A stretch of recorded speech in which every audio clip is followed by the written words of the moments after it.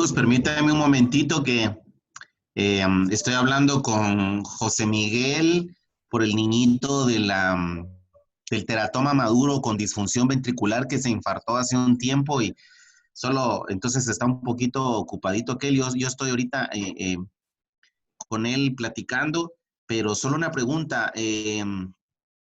¿Alguien más falta, mucha?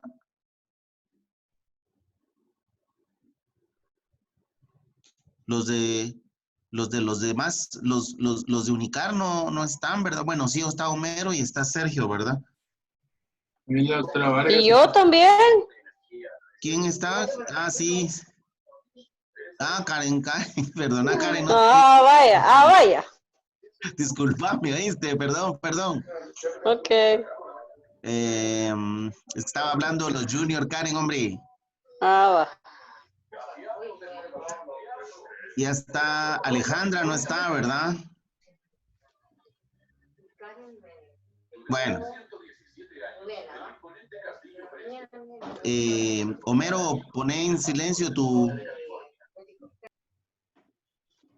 Ok, mucha, vamos a empezar. Juan Carlos me comentó que hoy en la mañana que tenía preparado ya la revisión del artículo. Me enseñó cómo lo hizo, realmente está muy bonito. Así que vamos a darle la palabra a Juan Carlos, quien preparó este artículo de Recovery, el cual pues habla del uso de dexametasona en pacientes con COVID. Y la verdad es de que es interesante cuando uno empieza a oír a todo el mundo cómo es que trata con esteroides a los pacientes. Les voy a contar la experiencia ya de último de un paciente que están tratando en ambulatorio, los médicos de COVID del Parque de la Industria en ambulatorio, solo para que se den cuenta de las formas diversas que hay de tratar pacientes. Así que dejo a Juan Carlos en la conferencia, muchachos. Está bien, doctor. Muy bien la introducción. Doctores, muy buenas tardes. Pues el día lunes tuvimos nosotros reunión para ver pues, los casos del intensivo de UNOP y pues el doctor me asignó esta tarea para poder pues hacer una revisión del artículo Recovery, ¿verdad? Entonces, vamos a hacer una pequeña revisión de este artículo, ¿verdad? Como introducción tenemos que pues la enfermedad, sabemos que fue una enfermedad que inició en el año 2019, una enfermedad zoonótica que pues a grandes rasgos está asociada a daño pulmonar difuso y pues como decía el maestro inicialmente, en algún momento mucha controversia entre la situación de uso o no de glucocorticoides, ¿verdad?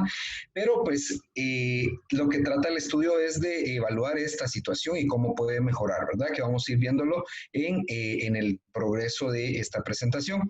Evidentemente vemos que estos pueden modular una lesión mediada por inflamación y reducir así la progresión a una insuficiencia respiratoria o muerte, ¿verdad? Entonces, ¿qué es lo que pasa? ¿Qué es lo que hacen estas personas, verdad? Sabemos que pues el estudio Recovery lo que utiliza una metodología de un estudio aleatorizado o randomizado, ¿verdad?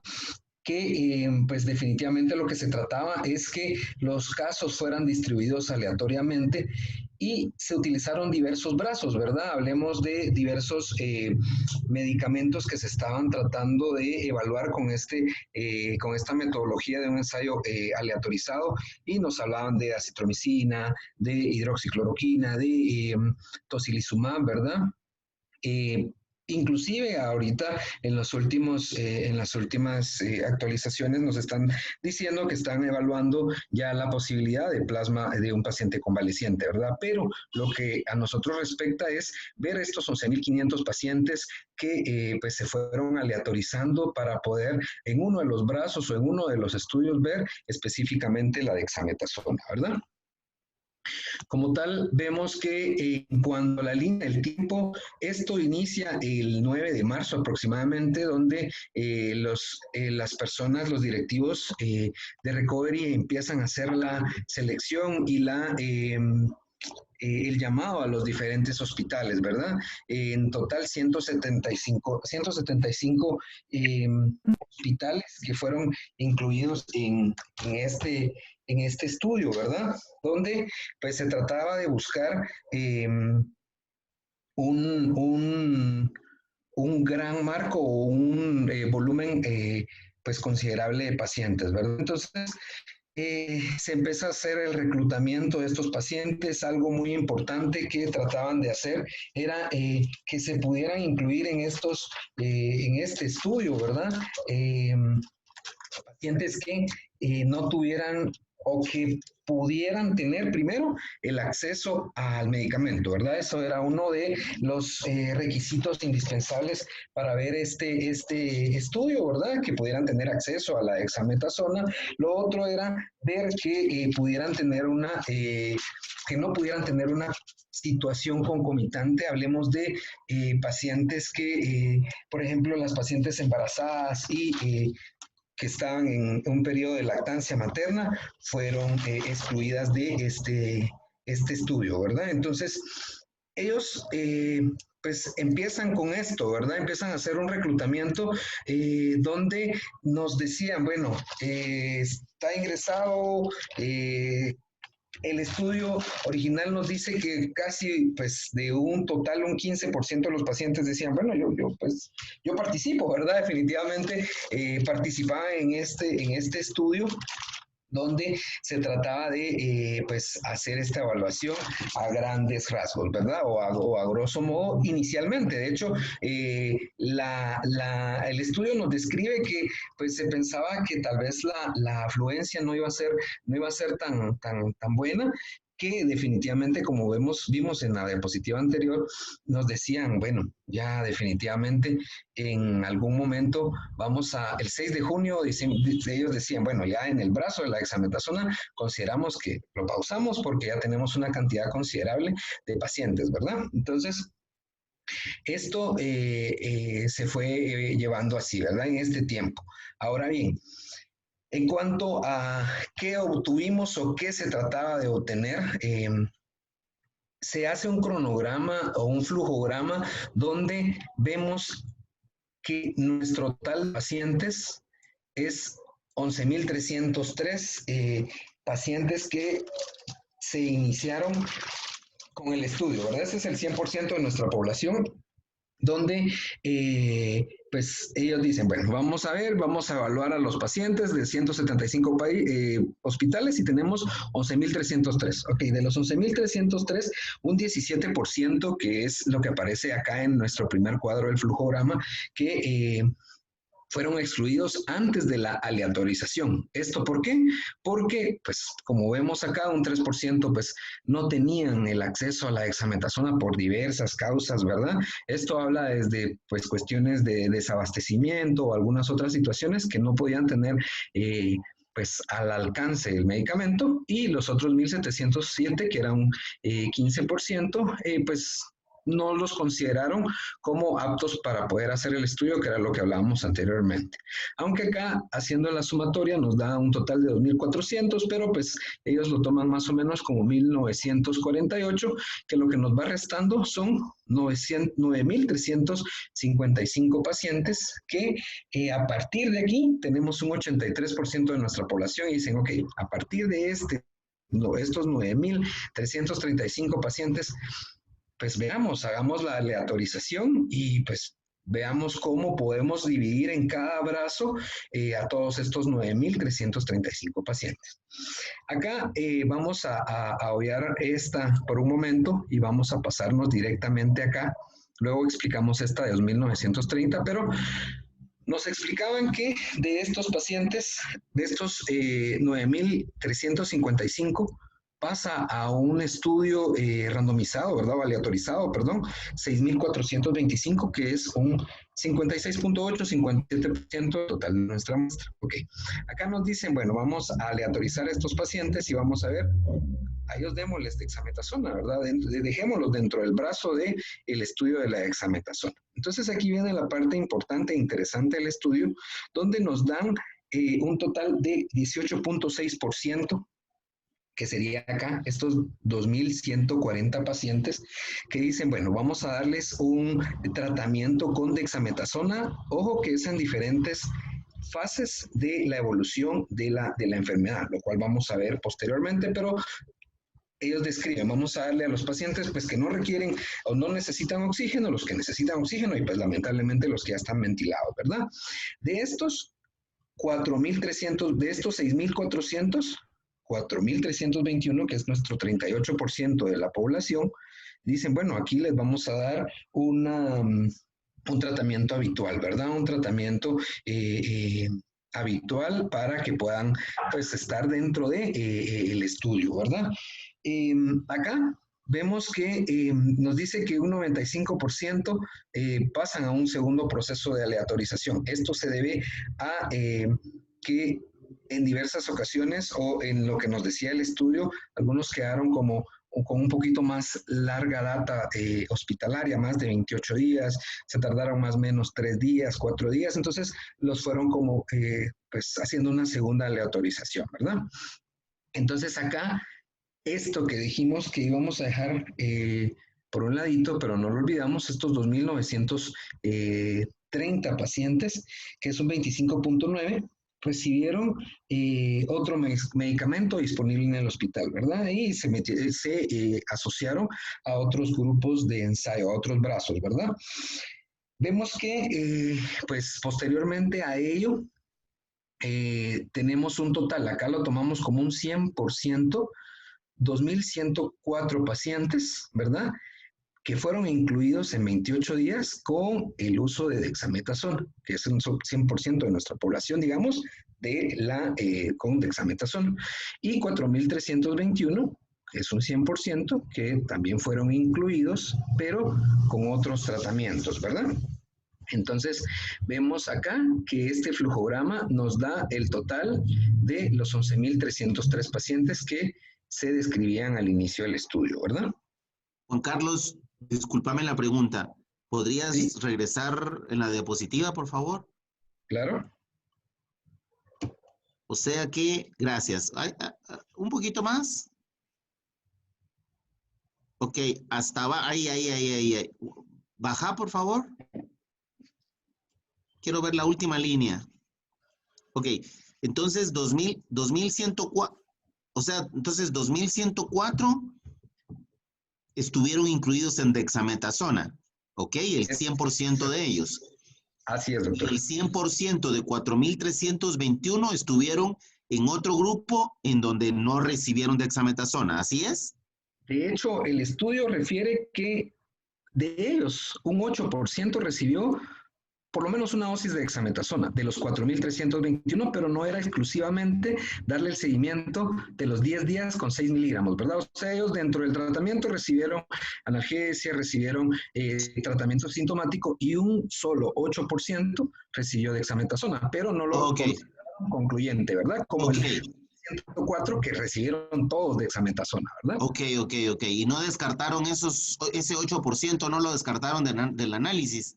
No lo descartaron, doctor, porque fue una sola dosis. Entonces, Ok, como era randomizado, al final, pues no lo consideraron concluyente según refiere el estudio, ¿verdad?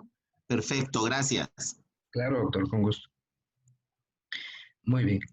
Entonces, vemos bueno, vemos los resultados, ¿verdad? Evidentemente esto tratamos de extrapolarlo a los resultados y el análisis total, donde vemos que el resultado primario pues nos da un análisis preespecificado según el nivel de soporte respiratorio que recibían los pacientes al momento de la aleatorización.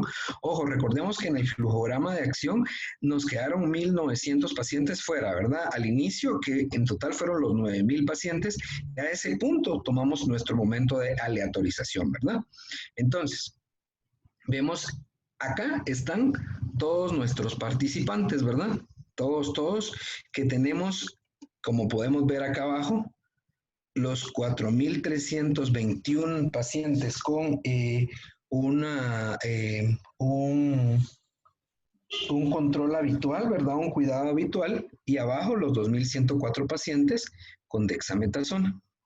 Y ahí en el eje de las X nos van diciendo los días desde que inició la randomización, ¿verdad? Y en el eje de las Y vemos el porcentaje de la mortalidad. Evidentemente, al inicio, solo al ver la gráfica, ¿verdad? Vemos cómo la curva en negro, ¿verdad? Que es el cuidado habitual, incrementa casi aproximadamente, si vemos como un 4% más el riesgo versus la dexametasona, ¿verdad? Esto... Pero disculpa que te interrumpa, Juan Carlos. Independientemente de que sea un 4% entre el cuidado usual versus dexametasona, a mano izquierda arriba, el ratio, la tasa de ratio es de 0.83 con una P de menor de 0.001. O sea, sí es estadísticamente significativo, ¿me entiendes? Exacto, O sea, claro, eso, claro. eso es quizá más importante que sea un 4% menos, ¿verdad? Efectivamente, jefe, usted tiene toda la razón, que es una P significativa, ¿verdad? O sea, tal vez bueno, quizás no me voy a entender muy bien, pareciera poco en porcentaje, pero estadísticamente sí es una P, pues, considerable, ¿verdad? Entonces, eso es con el total de pacientes, ¿verdad? Vemos acá que tenemos el total de los participantes, que son 6.425 al momento de la aleatorización, ¿verdad? ¿Continúo, jefe? Por favor. Ok, muy bien. Entonces esto es con todos los participantes. Vemos los pacientes con ventilación mecánica, ¿verdad? Que evidentemente es una ventilación mecánica invasiva y vemos de igual forma cómo va disminuyendo considerablemente, igual con una RR de 0.64 y un nivel de confiabilidad de 95%, cómo disminuye con el uso de dexametasona la mortalidad entre los que usaron o los que tenían un cuidado habitual versus dexametasona, ¿verdad?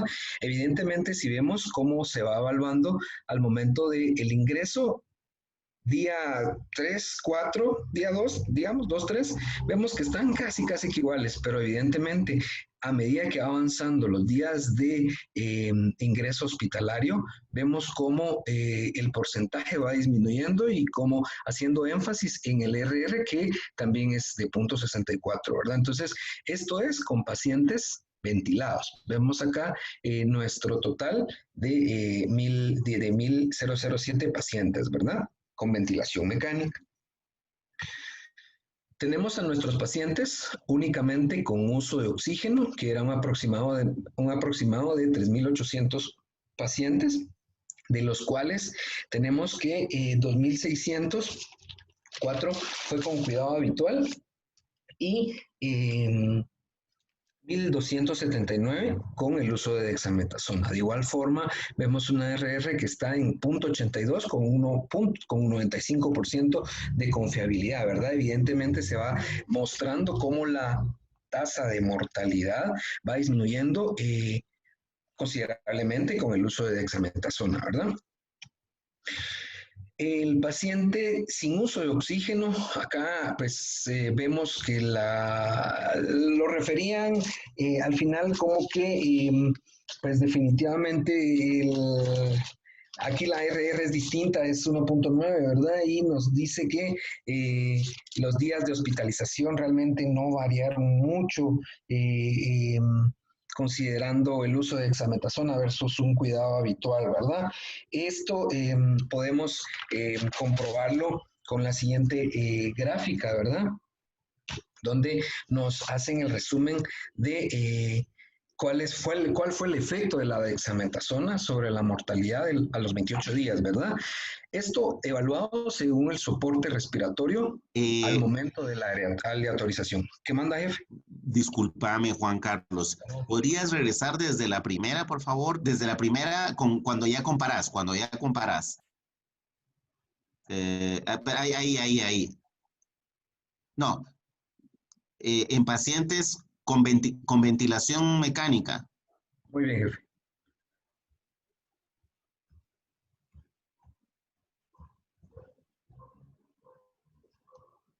Pacientes con ventilación mecánica. Ajá. Ahí. ven ustedes el ratio, perdón, es 0.64. ¿Lo ven ahí? A mano izquierda superior.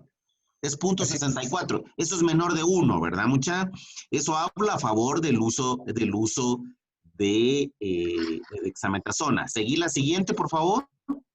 Claro. Ahora, con uso de oxígeno en pacientes que lo necesitaban, ven el rate ratio es 0.82, también es menor de 1, ¿ok? Seguí, por favor. Y ahora vean, sin uso de oxígeno, el rate ratio es de 1.19, mayor de 1.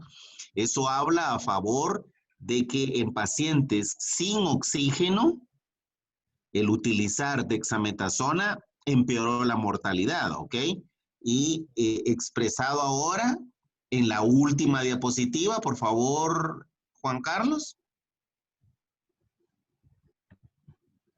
En la que unen todos. Dale, Juan Carlos. Muy bien, doctor. Entonces vemos acá cómo hacemos una comparación de dexametasona versus el cuidado habitual, ¿verdad? Y acá es impresionante cómo nos dicen que definitivamente con dexametasona nos fue mejor, ¿verdad?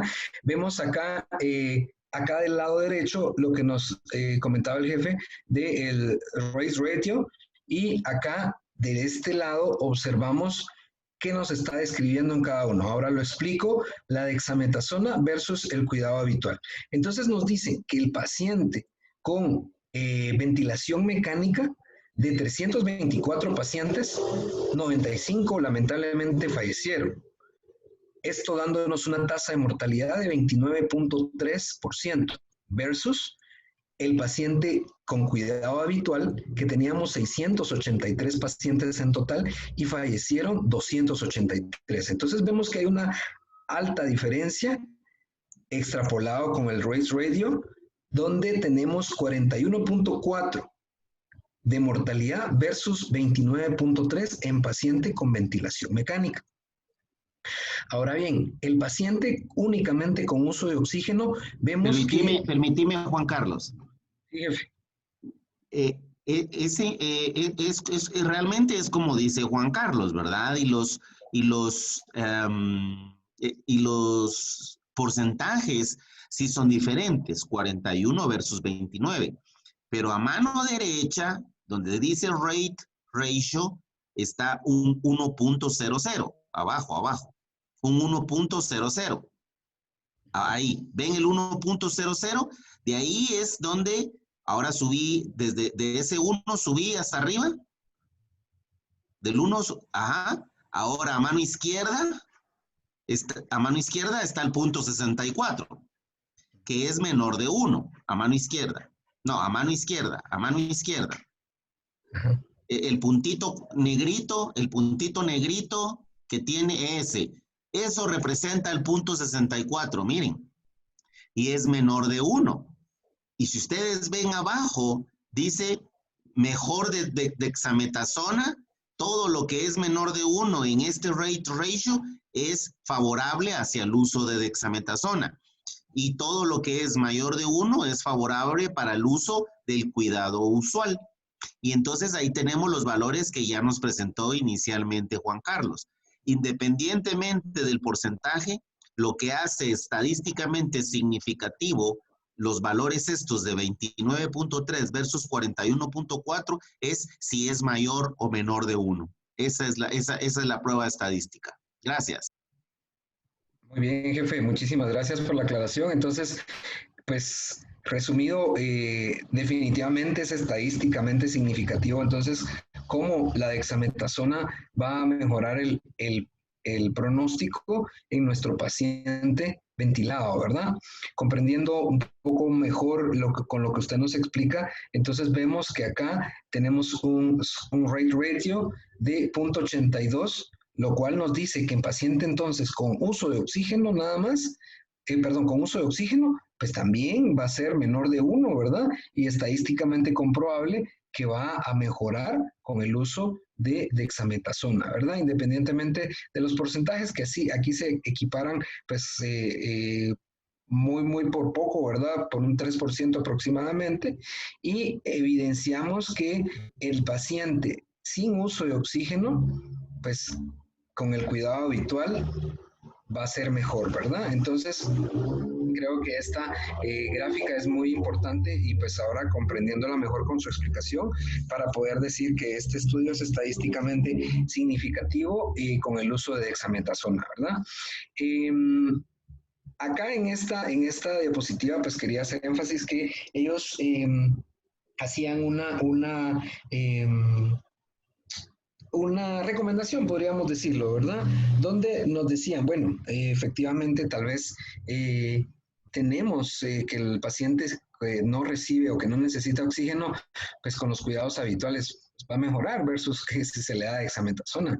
Pero hay un acápite muy importante donde nos refieren que el paciente que presenta síntomas pues un poco más prolongados, digamos, o que de pronto sí han necesitado un pequeño aporte de oxígeno, el uso de dexametasona, digamos, de forma precoz, si así podemos llamarlo, mejora bastante la mortalidad, ¿verdad? O sea, evita que haya una mayor mortalidad. Entonces, creo que eso es bien importante dentro de este estudio también, ¿verdad?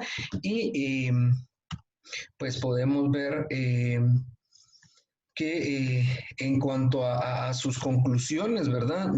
El ensayo Recovery nos comenta que proporciona pruebas de que el tratamiento con dexametasona a dosis de 6 miligramos día, pues más o menos durante un máximo de 10 días, va a reducir la mortalidad en el proceso de 28 días en pacientes con COVID que reciben asistencia respiratoria, como les reitero, haciendo énfasis en que pues realmente no nos da un valor exacto de decir, bueno, paciente con 4 litros, 3 litros, 2 litros de oxígeno. O sea, ellos mencionan que el paciente media vez requiera una asistencia mínima de oxígeno, su sobrevida va a mejorar con el uso de dexametasona, ¿verdad? Entonces, esto evidentemente con el doctor Peter Horby, que pues al final concluye que la dexametasona es el primer medicamento que ha mostrado mejorar la supervivencia en el COVID. Esto, evidentemente, viendo los otros brazos del estudio, ¿verdad? Que algunos inclusive, pues, están iniciando o están tratando de reclutar más pacientes, como es el caso de plasma fresco de paciente convaleciente, ¿verdad? Que están tratando de introducir más niños al estudio, ¿verdad? Y pues también el doctor Martin Lanwright, que nos dice que la dexametasona reduce el riesgo de muerte en aquellos pacientes con complicaciones respiratorias severas. Podríamos traducirlo, extrapolarlo, pacientes que requieran ya su ventilación mecánica, ¿verdad? O algún uso suplementario de oxígeno. Y pues, doctores, esto era lo que yo quería comentarles hoy. No sé si tendrán alguna duda o alguna pregunta.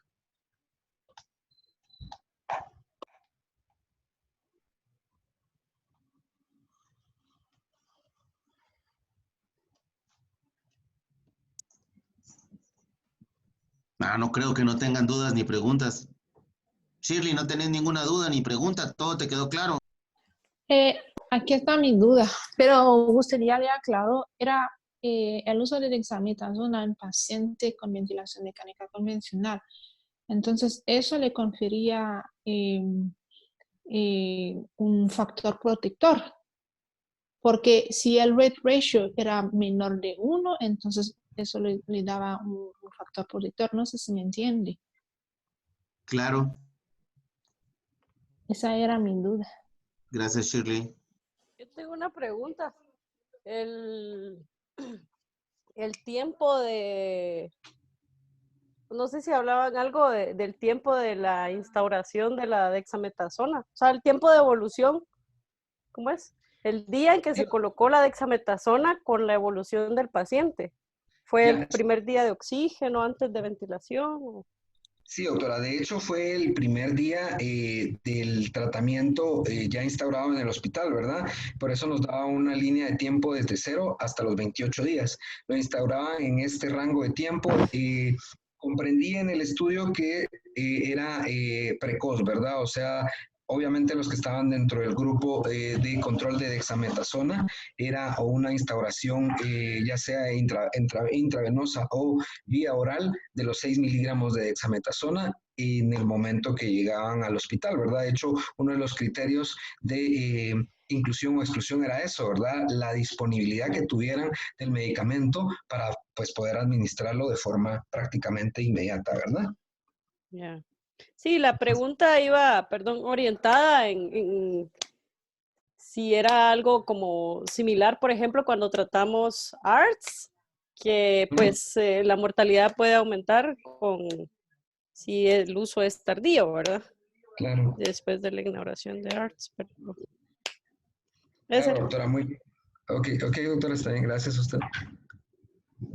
Carlos, perdón, una duda, y no lo relacionaron con los días de enfermedad.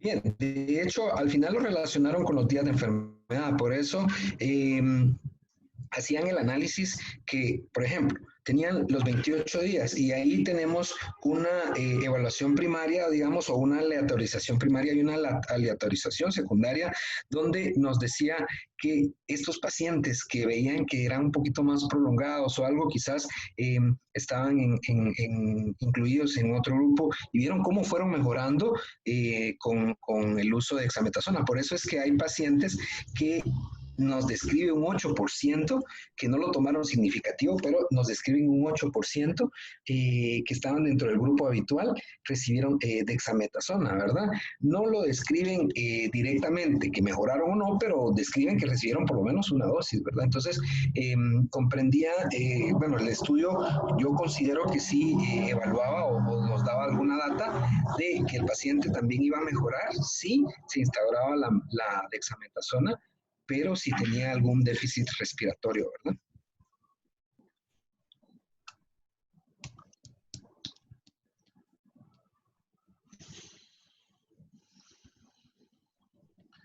Ok, les voy a comentar.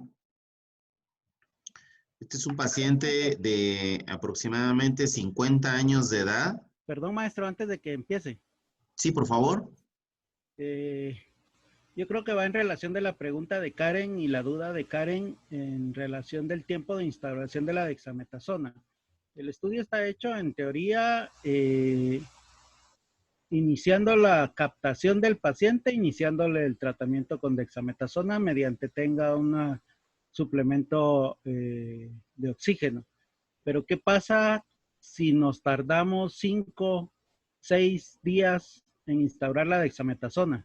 Creo que esa era más o menos la duda en relación de Karen. O sea, ¿qué pasa con los pacientes que ya en su día 0, pero se les instaura la dexametasona en el día 10? Sí, esa era. Ok, comprendo. Yo pienso, doctor, que definitivamente ahí podemos hacer la división de los pacientes cuando se aleatorizaron con la dexametasona y sin dexametasona. Pienso que ahí siguieron como un curso más natural de la enfermedad, digamos, donde evidenciaron la instauración posterior al, como dice usted, ¿verdad? Al día 0. Lo comprendo de esa forma, pero no sé, maestro, si usted me puede apoyar con eso.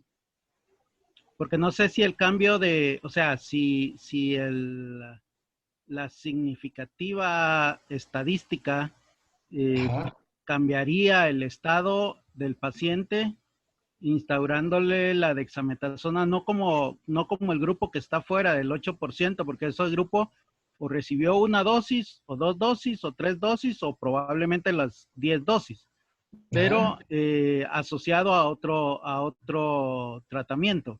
Pero no sé si el paciente que le instauremos, ¿qué le diré? En el día 3, la dexametasona como tal, sea realmente significativa como nos lo ha presentado ahorita el estudio. Sí, pues un paciente que yo digamos... pienso... Un paciente, perdón, doctora, perdón. No, habla tú, gracias. No, disculpe, doctora. Yo pienso que tal vez, comprendo su punto, doctor Jorgito, es cuando un paciente nos llega como tarde, digamos, ¿verdad? Es probable, o sea, el estudio fue captado día cero desde el momento en que entró al hospital. O sea, no sabemos Exacto. cuánto tiempo de enfermedad llevaba antes. Claro. Probablemente cuando entró al hospital en su día cero, este paciente ya iba con déficit marcado respiratorio y por tanto entró con un suplemento de oxígeno. Y es ahí donde se capta su día cero de dexametasona, digámoslo así. Pero ¿qué pasa con aquellos pacientes que nosotros los tenemos con síntomas leves, no necesariamente déficit respiratorio ni necesidad de suplemento de oxígeno, y que en algún momento llegan a necesitar por desaturación oxígeno, pero no le empezamos dexa hasta 2 días, 3 días después? Claro, comprendo. Comprendo, doctor. Ese fue el día 1 de ese paciente, Jorgito. Exacto, el día que requirió oxígeno. El día que se puso malito fue el día 1 de ese paciente. Correcto. Por eso es que... pero no le empezamos dexa en ese mismo día, sino se lo empezamos 2 o 3 días después. Yo por eso sigo pensando que el momento ideal para poner dexametasona en un paciente que va con clínica pulmonar secundaria a coronavirus es el día en que nosotros instauremos el tratamiento de oxígeno, porque los pacientes que llegaron al estudio, como bien dice Juan Carlos y tú, al momento de que lo vieron, seguramente en el momento que lo detectaron le pusieron oxígeno, entonces esos pacientes son más fáciles como de decidir ponerles dexametasona, porque es obvio que van mal y están con oxígeno. Ahora, el caso del paciente que tuvimos que nos indujo a hacer esta presentación, por ejemplo, ¿verdad? Que no tenía oxígeno, pues ahí no sabemos si va a deteriorar o no, o hacia dónde va. Puede ser que ese paciente no vaya a mejorar con dexametasona y nunca vaya a requerir oxígeno. Yo creo que el momento ideal, insisto, sería en cuanto el paciente deteriore y requiera oxígeno, empezar el día 0 para contar la dexametasona. Y como este tipo de pacientes creo que se fueron al otro lado del brazo del tratamiento usual, si no estoy mal, Juan Carlos, ya se saldrían de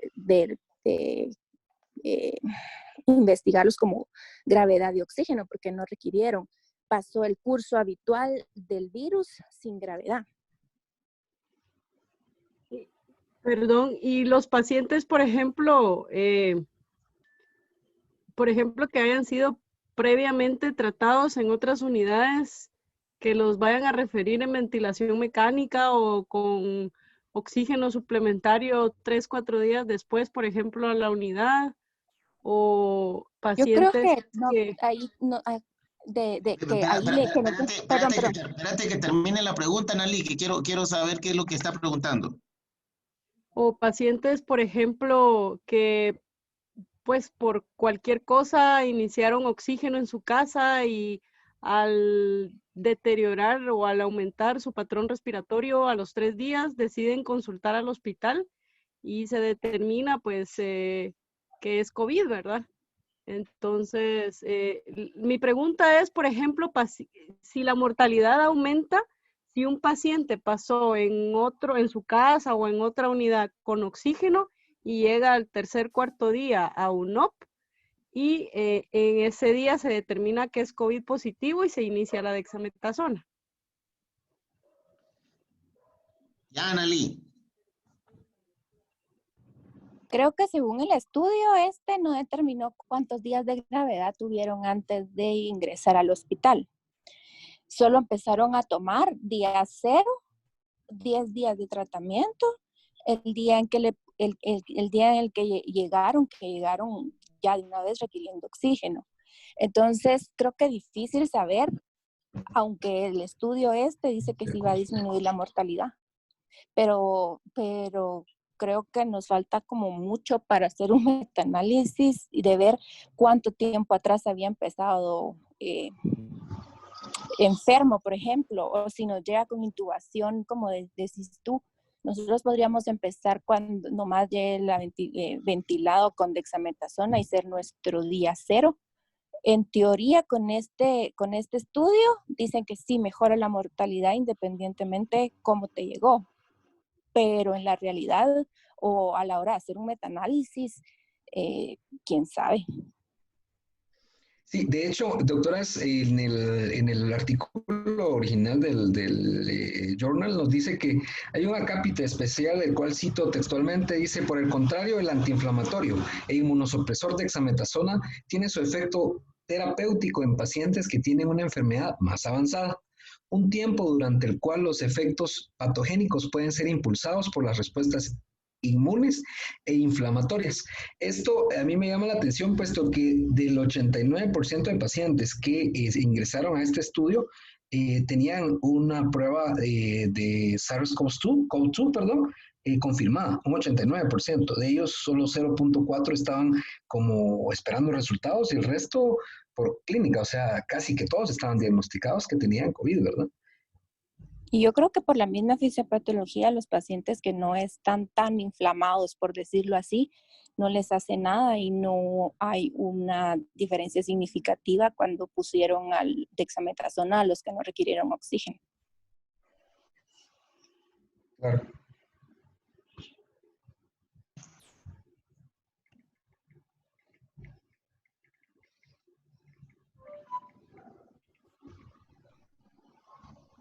Gracias, Juan Carlos, por la presentación. Oíste, estuvo muy bonita. Gracias, Está Juan bien, Carlos. doctora, gracias. Perdonen que estoy chateando con José porque un paciente no está muy bien ahorita. Realmente es interesante la duda de Karen y las respuestas de Analí en términos de cuál es el día 1, ¿verdad? ¿Cuándo es el día 1? Yo creo que para nosotros el día 1 va a ser independientemente de cómo llegue el paciente, porque a diferencia de la infraestructura que ellos tienen, nuestro paciente pudo que no necesitara oxígeno o que no llegara con oxígeno porque en teoría no lo necesitaba, pero no se dieron cuenta que ya saturaba 85 y probablemente en otros países ya lo hubieran detectado tempranamente. O sea, va a ser bien difícil extrapolarlo a nuestra población. Yo lo que creo es que se mezcla mucho lo que es una sepsis hiperferritinémica con un paciente con COVID, que también da hiperferritinemia. La sepsis hiperferritinémica está descrito que se comporta muy diferente a la sepsis que no es hiperferritinémica. Y entre los tratamientos de la sepsis hiperferritinémica, que no solo es COVID, sino que cualquier otra enfermedad emergente que se reinfecta usualmente con otras bacterias, estos pacientes sí está descrito el uso de cosas que se extrapolan con COVID, inmunoglobulinas, el uso de esteroides, solo que ellos recomiendan no para COVID, sino para sepsis hiperferritinémica, metilprednisona. Entonces realmente tenemos una mezcla bien interesante en COVID porque sí se comporta de manera bastante distinta. Pero este estudio de recovery sí nos llama la atención a que si el paciente tiene COVID o sospecha de COVID y como ya nos enseñó Juan Carlos, tiene necesidad de oxígeno o de ventilación mecánica, debemos instaurar desde muy temprano el uso de esteroides. Obviamente, creo que el uso de esteroides en pacientes que no necesitan oxígeno, creo que vamos a tener que abandonarlo. De hecho, les voy a comentar, ahorita el paciente de la cama 7. Así es. Sí, el paciente de la cama 7, gracias. Es un paciente que bajaron ayer con inotrópicos y que tenía COVID positivo y finalmente el paciente ya ni necesita oxígeno y por supuesto tiene dexametasona. Y me estaban contando que allá arriba en encamamiento de onco, los pacientes con COVID les ponen dexametasona a los pacientes aún sin oxígeno. Eso es lo que yo tengo entendido. Así que creo que es interesante enseñarles a los colegas oncólogos lo que hay ahora en el uso de dexametasona en COVID específicamente, y creo que vamos a tener que abandonar la práctica de que se utiliza con cualquier persona. Creo que en este paciente que les comento yo en particular, es bien interesante porque la ferritina está en 900. Si me equivoco, por favor me dicen, está en 900. Entonces, es un paciente que me entienden cómo llegó. Llegó con dímero D elevado, con hiperferritinemia, con PCR en 300 y que había estado taquicárdico y que la presión, perdón, le había bajado un poquito. Puchica, eso ya lo pone a uno en un paciente diferente en COVID. Pero llega al intensivo, ya no está taquicárdico, se le quita el oxígeno, se le quita la epinefrina y ahora es un paciente con COVID sin oxígeno. Y por supuesto que por la hiperferritinemia le clavamos dexametasona. ¿Qué piensan ustedes que deberíamos de hacer ante una situación como esta?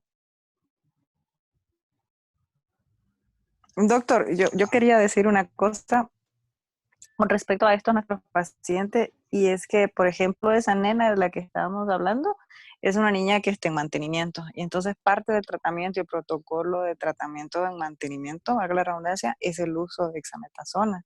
Entonces, no sé si eso nos hace un sesgo o como que ya llegan pretratados. No sé cómo ponerlo en esto porque este es el segundo paciente, el otro es Anthony, que estuvo en la cama 2.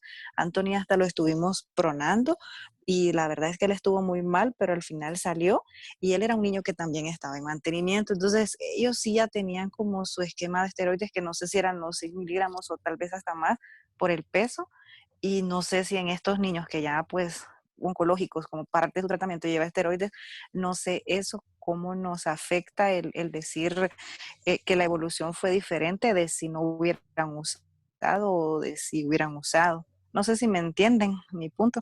Claro que sí, es un buen punto, Sí, sí, Ceci. sí. No sabría qué contestar.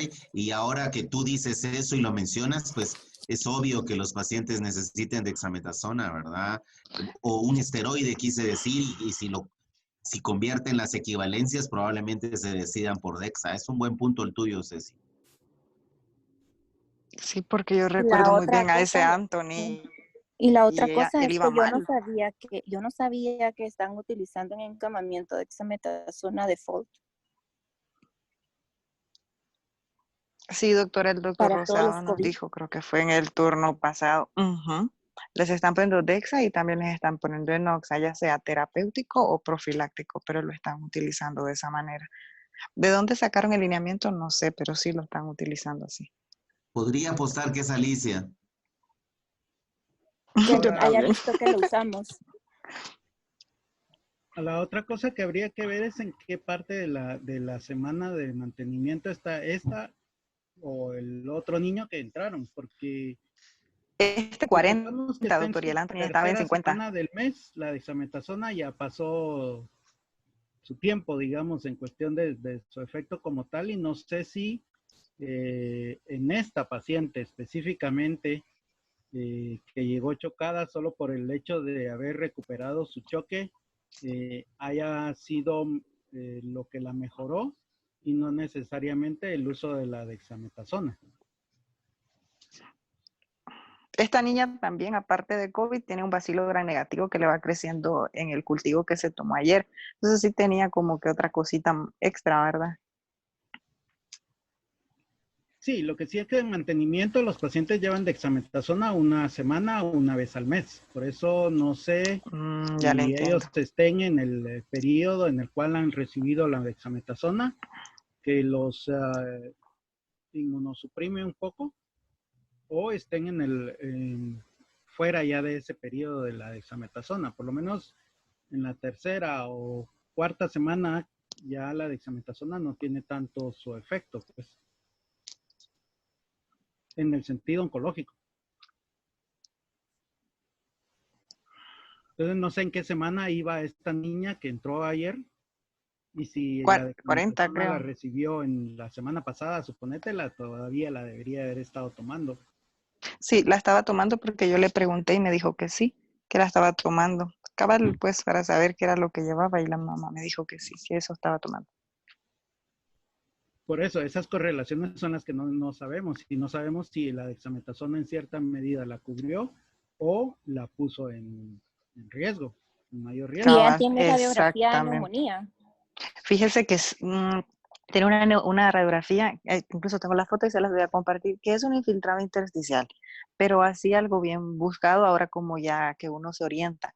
No sé cómo salió la de ayer, pero no estaba tan fea la rayos X. Sí que ayer cuando estaba en la M requirió oxígeno, desaturaba hasta 90, pero pues ya después mejoró considerablemente, la verdad.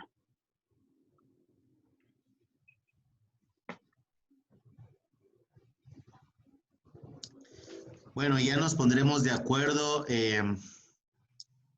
con todo esto. Para mientras, pues vamos a felicitar a Juan Carlos. Muy, muy bonita presentación. Muy bonitos tus diapositivas, fácil de entender. Muy bien, Juan Carlos, te felicito. Creo que ha abierto la discusión hacia varias cosas.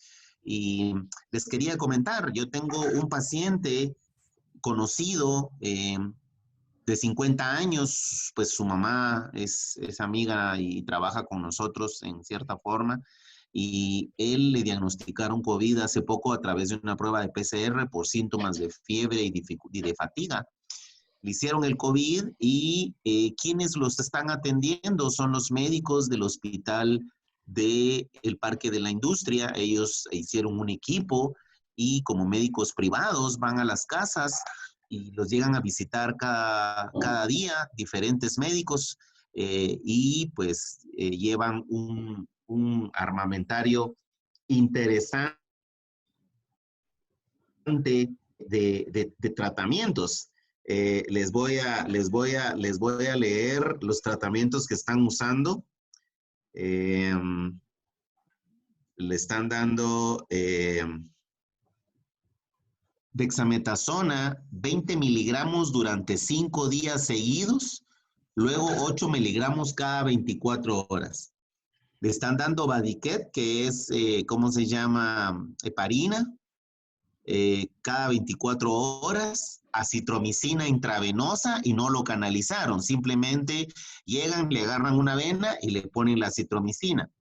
Le dejaron lansoprazol, le dejaron sobres de Menaxol Forte, que creo que son vitaminas, creo yo. Le dejaron Rupax, le dejaron zinc, vitamina C y atorvastatina. Es increíble, es diabético y la glicemia está en 500 con esa dosis que tienen de, ¿cómo se llama? Con esa dosis que tienen de dexametasona de 20 miligramos al día.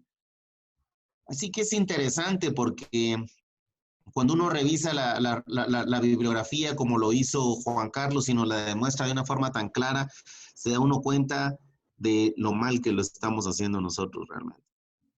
Lo mal que lo estamos haciendo nosotros. Y así lo están haciendo en lo ambulatorio, con lo privado, ya se imaginan en el hospital del Parque de la Industria. Realmente da mucho miedo, da mucho miedo. Así El que... Menaxol es acetilcisteína, un mucolítico. Imagínense, gracias. Así que, no sé si alguien más tiene alguna duda.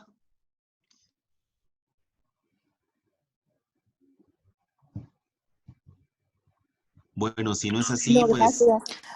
Yo sí tenía una duda, perdón. Pero entonces nuestros pacientes, solo para quedar como en algo claro, si ellos tenemos que utilizar oxígeno, sí vamos a ponerles la dexametasona. Así es. Bueno, el artículo pues hace la referencia a 10 días, ¿verdad? Pero si al 5.º día nuestro paciente mejora o como ella, que ya no tiene oxígeno y el 2.º día, ¿cumplimos el esquema de los 10 días o vemos la evolución clínica para valorar si se la quitamos o se la continuamos? Para tener como, porque es que si en una parte dice que sin oxígeno y el uso de la dexa pues empeora el pronóstico, sí me entiende como la disyuntiva. Dejásela. Pero no sé qué piensa. Dejásela porque Se- entendí que ella ya tenía dexametasona previa o hagan la equivalencia de cuánto estaba recibiendo y completarle desde que ella estaba tomando en su casa. Ya. Exacto. O sea, si ya tiene que tomar 7 días de dexametasona por su tratamiento. Esto Ujú. implica que la dosis creo que es más alta de 6 miligramos día. Y sí, porque es grande la nena.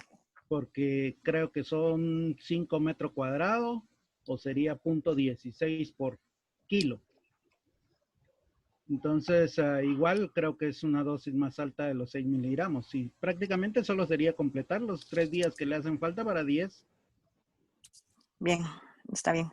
Gracias.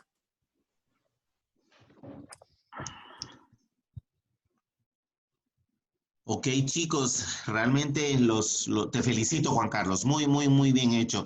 Sergio, te queríamos pedir un favor, si me podés. Primero, Sergio, agradecerte por tu disponibilidad para poder hacer la presentación. No sabes cuánto te apreciamos, Sergio, ¿viste? De verdad, muchísimas gracias. La Sergio, hora. nos vemos mañana.